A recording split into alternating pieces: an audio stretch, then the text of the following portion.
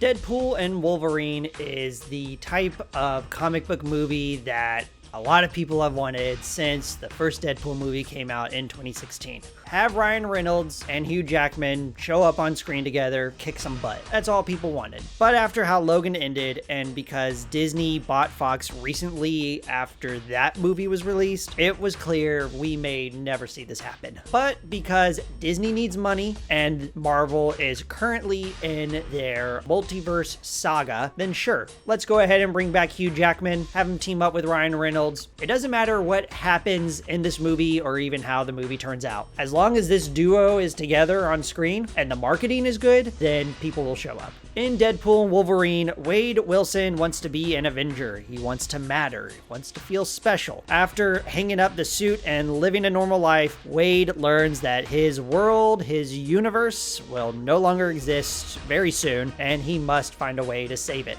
The movie is directed by Shawn Levy, who has worked with Reynolds and Jackman before, so Levy certainly knows both of their strengths. And even though I was not super crazy about Free Guy, I have to admit, Levy seemed probably like the right guy to make a Deadpool movie. I only say that because him and Reynolds certainly have some form of chemistry together. They seem to understand each other's humor pretty well, which was partially one thing I was not super crazy about. The movie has plenty of jokes that are very random, just like any other Deadpool movie. There are plenty of jokes and throwaway lines that are repeated more than once. It's not even funny the first time. I wish there was a bit more to it other than just throwing random things at the audience. There was one point in the movie where I actually did laugh out loud. I've seen more clever stuff before, especially from the previous two Deadpool movies, but this movie is also lacking style that the previous two Deadpool movies also had. This movie just looks bland. It looks really vanilla. The color grading is really dull.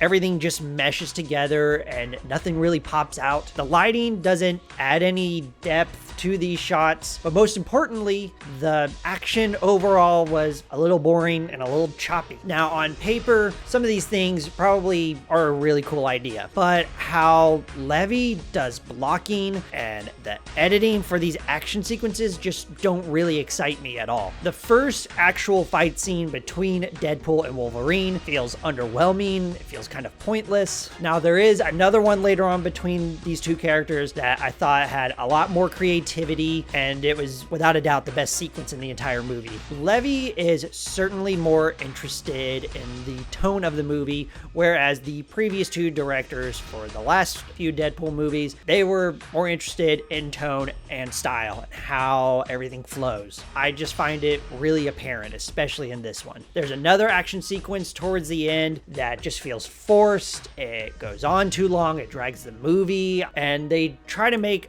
some meta jokes about it, but even then, making a meta joke about that does not make it clever. But this movie is far more focused on that tone and relies more on cameos and scenes just to get the crowd going rather than some development. Multiple scenes take a beat for the audience to clap, which really didn't happen in my theater. It just doesn't feel effective. It feels clunky. It's very similar to the last Spider-Man movie where Andrew Garfield shows up and then everyone's just kind of like breathing for like a whole minute so the whole crowd can scream at the top of their lungs. It's kind of similar to that at times. It's not as bad. But the thing is, after all of these complaints that I've just mentioned about this movie, I did not have a bad time. The thing about some of these cameos is that they kind of have a purpose for this story. While some are just cameos that show up for maybe a minute under screen time, some cameos actually turn into characters. You think they're cameos, and then you're like, oh wait, they actually are going to be doing stuff. Now, they are certainly underwritten characters and rely on knowledge about the past movies and behind the scenes stuff as well. It was handled better than what I was expecting.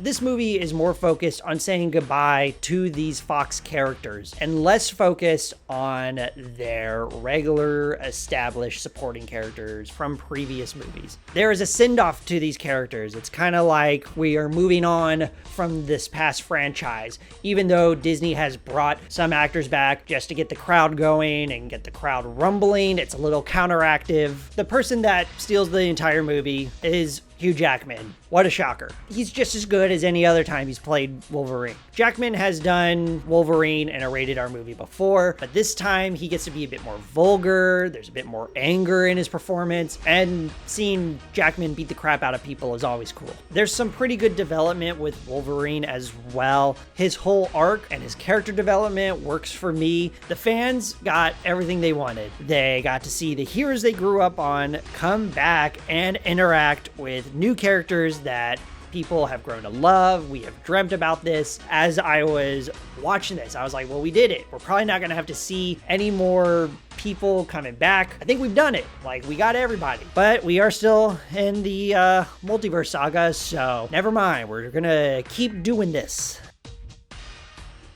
While Deadpool does a decent job on focusing its story and saying goodbye to the past, it is still a film that is making the audience do the Leonardo DiCaprio finger point. That's pretty much what a lot of this movie has going for. They certainly did try with their cameos, and some of them become characters. I do think they are underdeveloped. At least there's something that are keeping the people happy. It's an ugly film. It goes on a little too long. The majority of the action sequences aren't that interesting. The CGI is not that great. Jokes aren't really that funny to me. The movie is just lacking a lot of style, but somehow in the end, I did not hate it. I had a decent time. Maybe I was brainwashed. I don't know. But somewhere deep in this film, I can tell they try to have a heart. Wolverine is written well. Jackman is great. I do wish this movie was more focused on supporting characters that were already established. It's kind of a mixed bag for me. I didn't hate it, but